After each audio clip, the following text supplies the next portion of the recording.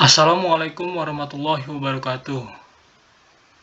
Perkenalkan, nama saya M. Satria Salahuddin, NIM 3412311032 dari kelas Teknik Mesin B1 Malam. Di sini saya ingin mempresentasikan bagaimana membangun paradigma Qur'ani. Pengertian. Secara etimologis, kata paradigma dari bahasa Yunani yang asal katanya adalah para dan digma. Para mengandung arti di samping, di sebelah, dan keadilan lingkungan. Digma berarti sudut pandang, teladan, arketif, dan ideal. Dengan demikian, paradigma Qur'ani adalah cara pandang dan cara berpikir tentang suatu realitas atau suatu permasalahan berdasarkan Al-Quran. Untuk apa Al-Quran diturunkan? Apa tujuan Al-Quran diturunkan?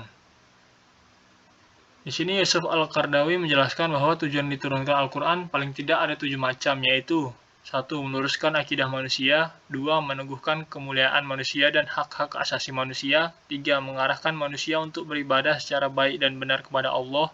4. Mengajak manusia untuk menyucikan rohani.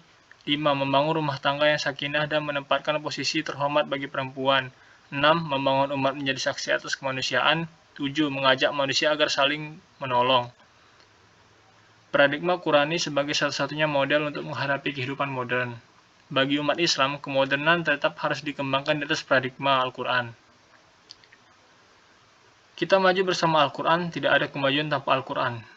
Al-Quran bukan hanya sebagai sumber inspirasi, tapi ia adalah landasan, pedoman paradigma, dan guide dalam mengarahkan kemodernan agar dapat mensejahterakan manusia, dunia, dan akhirat.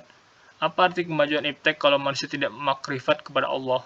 Imam Junaidi al-Baghdadi menyatakan meskipun orang tahu segala sesuatu, tetapi jika dia tidak mengenal Allah sebagai Tuhannya, maka identik dengan tidak tahu sama sekali. Junaid ingin menyatakan bahwa landasan iptek adalah ma'rifatullah dan Al-Quran adalah paradigma untuk pengembangan iptek. Ciri utama kehidupan modern adalah adanya pembangunan yang berhasil dan membawa kemajuan, kemakmuran, dan pemerataan. Tolak ukur pembangunan yang berhasil adalah sebagai berikut. 1. Tingkat produksi dan pendapatan lebih tinggi. 2. Kemajuan dalam pemerintahan sendiri yang demokratis, mantap, dan sekaligus tanggap terhadap kebutuhan-kebutuhan dan kehendak-kehendak rakyat. 3. Pertumbuhan hubungan sosial yang demokratis, termasuk kebebasan yang luas, kesempatan-kesempatan untuk pengembangan diri, dan penghormatan kepada kepribadian individu.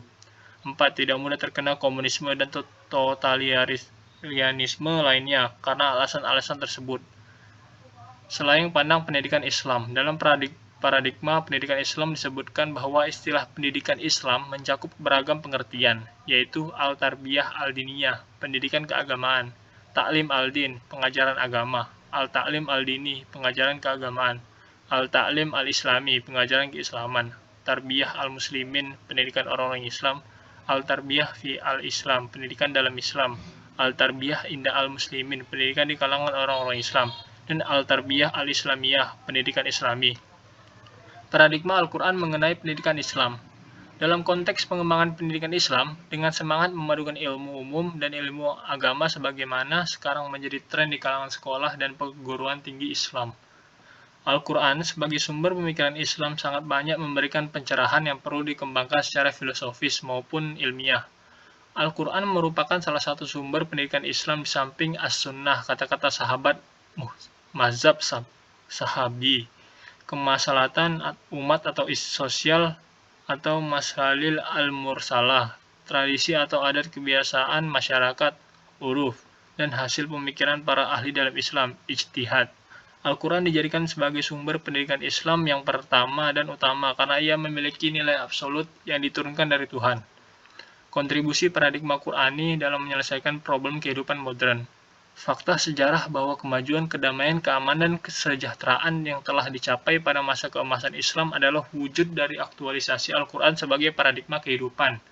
Paradigma Qur'ani telah berkontribusi dalam mewujudkan kemajuan dan kemodernan pada zaman keemasan Islam yang ditandai dengan kemajuan pesat perkembangan iptek di dunia Islam yang berimplikasi terhadap kemajuan di bidang lainnya, ideologi, politik, ekonomi, budaya, militer, pendidikan, perdamaian, keamanan, dan kesejahteraan. Terima kasih. Segitu presentasi saya mengenai membangun paradigma Qurani. Bila ada salah kata mohon dimaafkan.